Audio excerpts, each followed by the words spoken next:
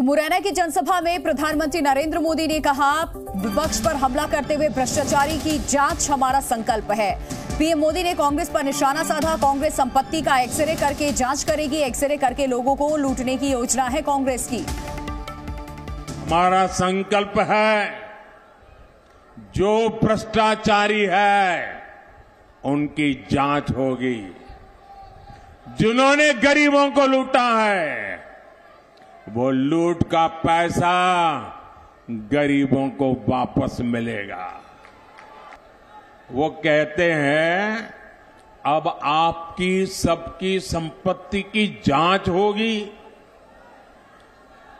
X ray, Congress के शाहजादे की x ray machine अब बहनों बेटियों की अलमारियों में पहुंचेगी। शाहजादे की एक्सरे मशीन लॉकर में पहुंचेगी। अरे किसी गरीब मां ने कुछ अपनी बेटी के लिए बचा करके रख करके जवार बाजरे के डिब्बे में रखा है ना, तो उनकी एक्सरे वहां भी पहुंचेगी। तो पीएम मोदी अपनी रैलियों और जनसभाओं में इस बार ओबीसी आरक्षण को मुद्दा बनाते हुए कांग्रेस और कर्नाटक सरकार को लगातार घेर रहे हैं। कर्नाटक सरकार के एक आदेश से ये सियासी खलबली मची हुई है, जिसमें मुस्लिम समुदाय की सभी जातियों को ओबीसी में शामिल कर दिया गया है। इस पूरे राजनीतिक हलचल पर हमारी ये खास रिपोर्ट देखिए। फिर एक बार मोदी मोदी। लोकसभा चुनाव में आरक्षण को लेकर कांग्रेस और बीजेपी में जंग छिड़ी हुई है। प्रधानमंत्री नरेंद्र मोदी ओबीसी आरक्षण को लेकर कांग्रेस को लगातार घेर रहे हैं। खासतौर से कर्नाटक में मुस्लिम समुदाय की सभी जातियों को ओबीसी में शामिल करने को लेकर पीएम मोदी ने कहा कि कांग्रेस सामाजिक न्याय की सबसे बड़ी दुश्मन है। जो मुसलमानों को नया ओबीसी बना दिया था, गैर कानूनी तरीके से बना दिया था, संविधान के विपरीत बना दिया था, बाबा साहब आंबेडकर की भावना के विरुद्ध बना दिया था, उस मुस्लिम समाज को ओबीसी को जो मिलता था वो लूट करके उनको दे दिया।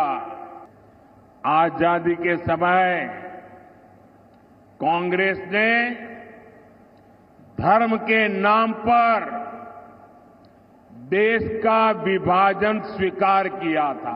देश के कोटि कोटि नागरिकों के आंखों में धूल झोंककर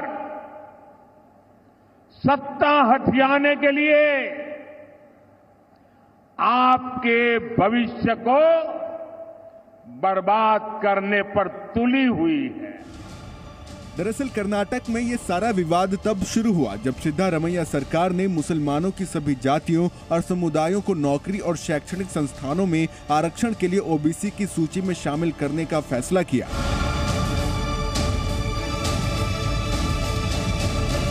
2011 की जनगणना के अनुसार कर्नाटक में मुस्लिम आबादी करीब 13% है। कर्नाटक में शिक्षा और नौकरी में पिछड़े वर्गों को आरक्षण देने के लिए ओबीसी को 4 कैटेगरी में बांटा गया है।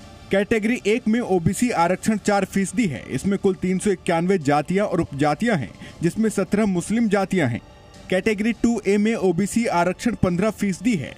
इसमें कुल 393 जातियां और उपजातियां हैं, जिसमें 19 मुस्लिम जातियां हैं। कैटेगरी 2B में मुस्लिम समुदाय की सभी जातियों को शामिल किया गया है। अब इसी बात को लेकर राष्ट्रीय पिछड़ा वर्ग ने कर्नाटक सरकार से जवाब मांगा है। कर्नाटक सरकार के फैसले को लेकर यूपी सीएम योगी आदित्यनाथ ने कहा है कि ये देश के इस्लामीकरण की साजिश है। कांग्रेस का वक्तव्य बहुत दुर्भाग्यपूर्ण है और भारत के इस्लामीकरण करने और भारत को विभाजन की ओर धकेलने का एक कुचेष्टा का एक हिस्सा है। वहीं कर्नाटक के सीएम सिद्धारमैया ने सोशल मीडिया एक्स पर पीएम मोदी के दावे को गलत बताया है।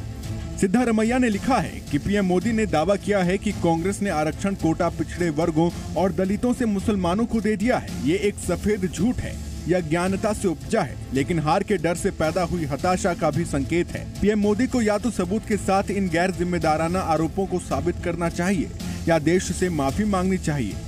उन्होंने ये भी लिखा है कि कांग्रेस के अधीन किस राज्य सरकार ने ऐसी नीति लागू की है, कैसे संबंधित कोई आधिकारिक सरकारी दस्तावेज है। प्रधानमंत्री मोदी को ये सारी जानकारी देश के सामने रखनी चाहिए। जाहिर है मुस्लिम आरक्षण को लेकर जिस तरह से बीजेपी और कांग्रेस में ठनी हुई है, उससे राज्य में सियासी ध्रुवीकरण तेज हो सकता है। रविंद्र कुमार के साथ ब्यूरो रिपोर्ट, जी मीडिया।